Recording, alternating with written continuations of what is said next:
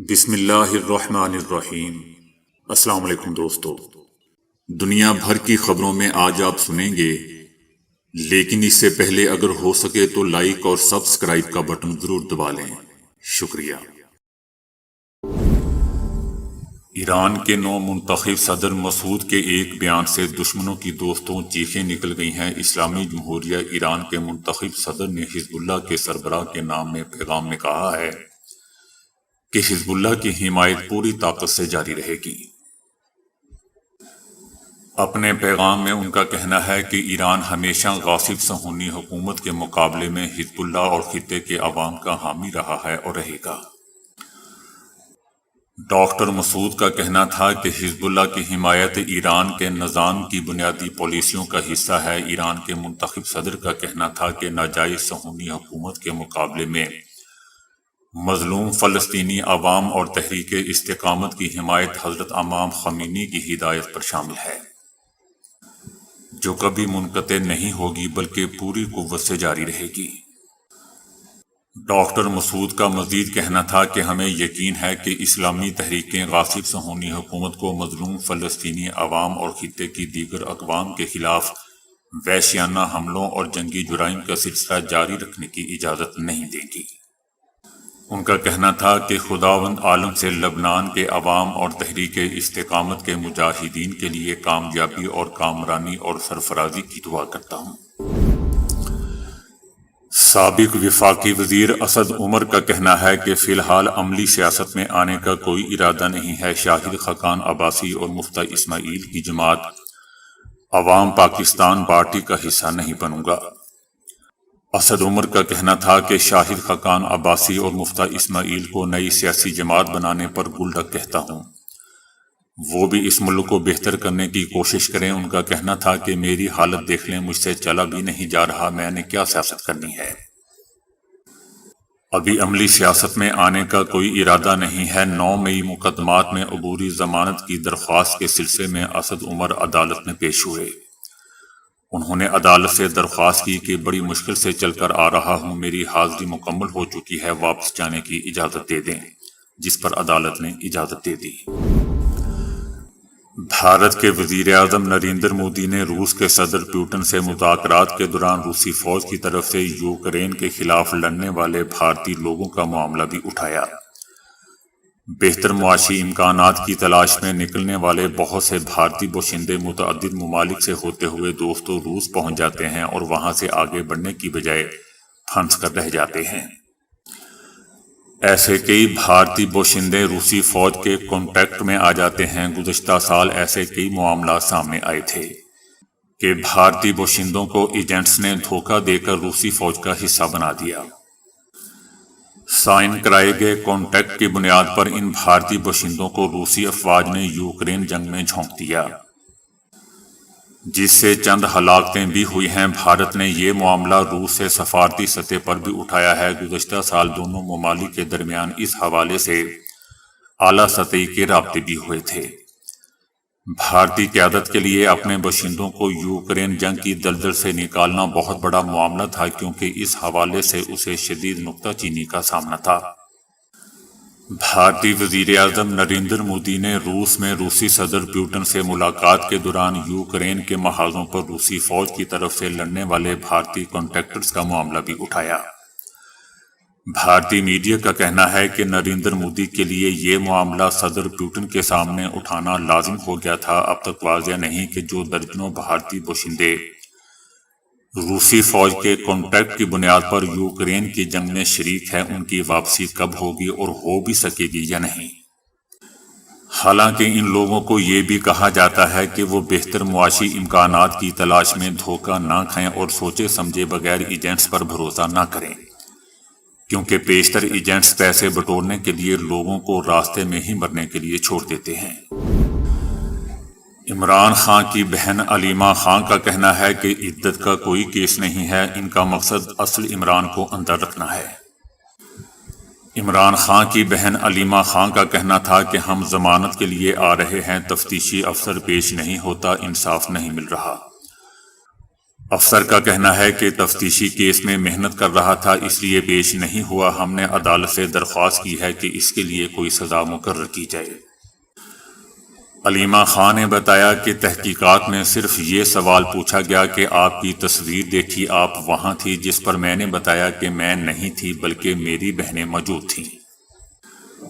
دوسری طرف opposition leader قومی اسمبلی عمر ایوب کا کہنا تھا کہ میرے خلاف گرفتاری کا وارنٹ جاری ہوا، سادہ کپڑوں میں لوگ میرے گھر میں گھسے، لیکن اب وہ مقدمہ ختم ہو چکا۔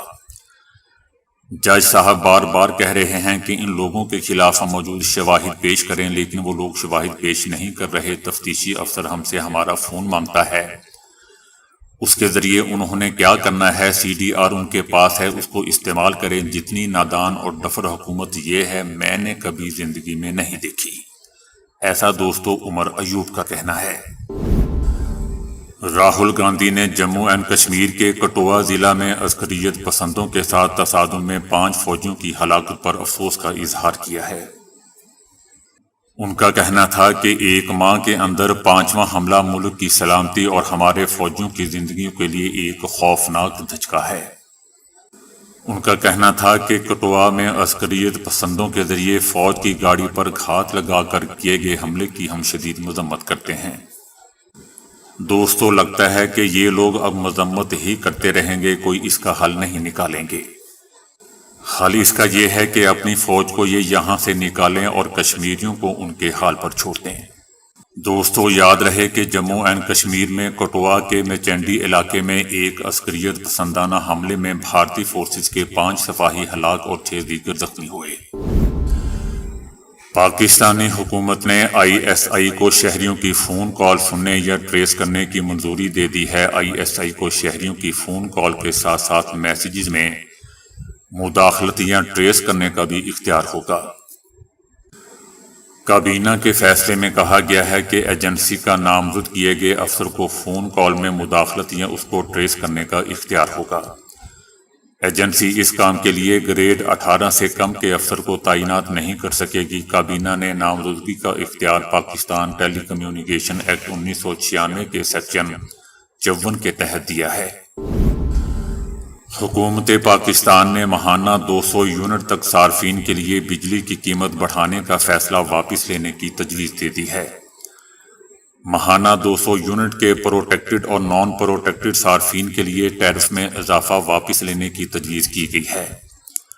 وزیر اعظم نے ہنگامی بنیادوں پر اسمبلی کی وفاقی کابینہ سے منظوری لینے کی ہدایت کر دی۔ وفاقی کابینہ نے بجلی کے فی یونٹ بنیادی ٹیرف میں 7 روپے 12 پیسے تک اضافہ منظور کیا تھا۔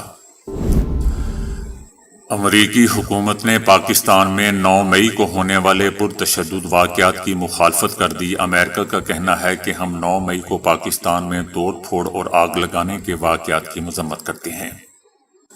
امریکی محکمہ خارجہ کے میتھیو ملر نے پریس بریفنگ میں 9 مئی حملوں میں متعلق سوال پر کہنا تھا کہ احتجاج پرامن طریقے سے کیا جانا چاہیے۔ ہم پرتشدد کارروائیوں کی مخالفت اور جائز طریقے سے آزادی اظہار کی حمایت کرتے ہیں۔ حکومتوں کو قانون کے مطابق اور آزادی اظہار کے احترام کو مد نظر رکھتے ہوئے نمٹنا چاہیے۔ میتھیو ملر کا کہنا تھا کہ علاقائی سلامتی کو لاحق خطرات سے نمٹنے میں ہمارا مشترکہ مفاد ہے۔ پاکستان کے مختلف سولین اداروں کے ساتھ ہماری شراکت داری ہے۔ غزہ کے ہزاروں بچوں کو مارنے پر اسرائیل کی حمایت کرنے والے یوکرین پر روس کے ذریعے کیے گئے حملے پر ہائے توبہ مچا رہے ہیں۔ غزہ جنگ کو 9 مہینے کا وقت گزر رہا ہے اور اب تک 14,000 سے زائد معصوم فلسطینی بچے شہید ہو چکے ہیں۔ ہزاروں بچے زخمی ہیں اور وہیں لاتعداد بچے غائب بھی ہیں کہ جن کے بارے میں یہ کہا جا رہا ہے کہ وہ غاصب صہیونی حکومت کی وحشیانہ بمباری میں تباہ ہو چکی عمارتوں کے ملبوں کے نیچے زندہ دفن ہو گئے ہیں۔ جبکہ دوسری طرف اسی دوران روس کے ذریعے یوکرین پر کی گئی بمباری کو لے کر دنیا بھر میں ہنگامہ مچا ہوا ہے۔ امریکی اور مغربی عہدیدار اور میڈیا یہ دعویٰ کر رہے ہیں کہ یوکرین کے چلڈرن ہاسپٹل سمیت مختلف شہروں پر روس کے میزائل حملوں سے 36 افراد مارے گئے ہیں۔ اور 140 افراد زخمی ہوئے ہیں، جس میں خاص بات یہ ہے کہ امریکی اور مغربی عہدیدار اور میڈیا یہ دعویٰ کر رہے ہیں کہ یوکرین کے سب سے بڑے بچوں کے ہاسپٹل چلڈرن ہاسپٹل کو میزائل حملے کے دوران شدید نقصان پہنچا ہے۔ ہلاک ہونے والوں میں کوئی بچہ نہیں ہے، لیکن اس کے باوجود امریکی اور مغربی عہدیدار اور میڈیا اسے وحشیانہ حملہ قرار دے رہے ہیں، جبکہ روس نے ہاسپٹل کو نشانہ بنانے کی تردید کرتے ہوئے کہا ہے کہ اسے یوکرین کے فضائی دفاعی میزائل کے ٹکڑوں سے نشانہ بنایا گیا ہے۔ اس بات میں کوئی شک نہیں ہے کہ جنگ کو کسی بھی حالت میں قبول نہیں کیا جا سکتا دوستو، کیونکہ عام طور پر کسی بھی جنگ میں سب سے زیادہ جس کسی کو نقصان پہنچتا ہے وہ عام انسان ہی ہوتے ہیں، ان میں بھی بچے اور خواتین کی تعداد سب سے زیادہ ہوتی ہے۔ لیکن امریکہ اور مغربی ممالک نے دنیا میں ایک ایسی نئی اور غلط ٹرینڈ کو جنم دیا ہے کہ جسے کسی بھی حالت میں قبول نہیں کیا جا سکتا۔ یہ ٹرینڈ ہے دوہرا برتاؤ اور رویہ جو ناقابل قبول ہے۔ چائنا نے خبردار کرتے ہوئے کہا ہے کہ نیٹو عالمی امن اور استحکام کے لیے خطرہ ہے، امریکی زیر قیادت فوجی بلاک یورپ اور ایشیا میں گڑبڑ کرنا بند کر دے۔ چائنا کا کہنا ہے کہ نیٹو کی سرد جنگ کی ذہنیت اور نظریاتی تعصب عیاں ہو چکا ہے۔ نیٹو جاپان، جنوبی کوریا، آسٹریلیا اور نیوزی لینڈ کے ساتھ معاہدے کا منصوبہ بنا رہا ہے۔ امریکی قیادت میں فوجی بلاک نیٹو سرد جنگ کی ذہنیت رکھتا ہے۔ چائنا کا کہنا ہے کہ نیٹو نے سرحدوں کے پار اپنی طاقت کو بڑھایا اور ملکوں میں گڑبڑ کی ہے۔ نیٹو نے سرحدوں کے پار تصادم کو ہوا دینا جاری رکھا ہوا ہے۔